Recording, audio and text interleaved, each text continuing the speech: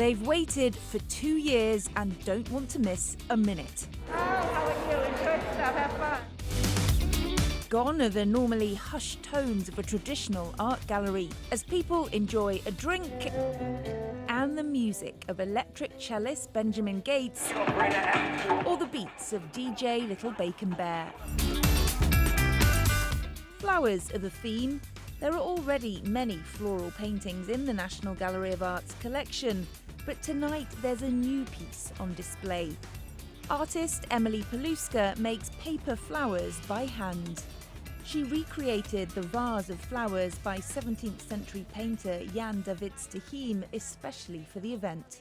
It's one of my favorite ones in the museum, so I worked off of that painting for inspiration. Emily Paluska is self-taught. She started to make her floral creations after she found it helped her postnatal depression. So how does it feel to be in the National Gallery of Art? It literally feels like a dream come true. This is my favorite museum in DC, and I'm not just saying that, it actually is, and so it feels absolutely surreal to be here. It's an honor. Each flower can take from 3 to 12 hours to make.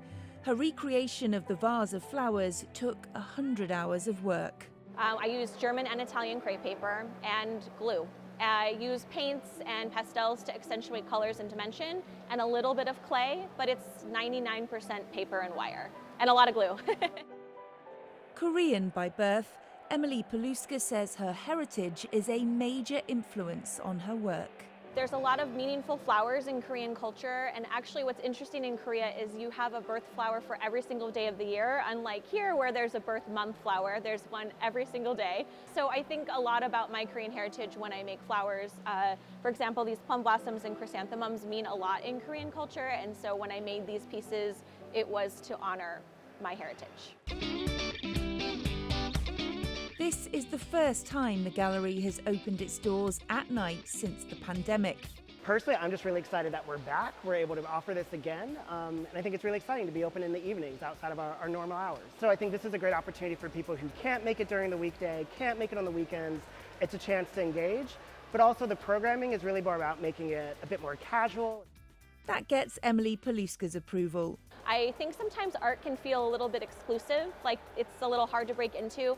And I always say with my workshops, you should be having fun and that art is for everyone. So I really love sharing my love of flowers and art.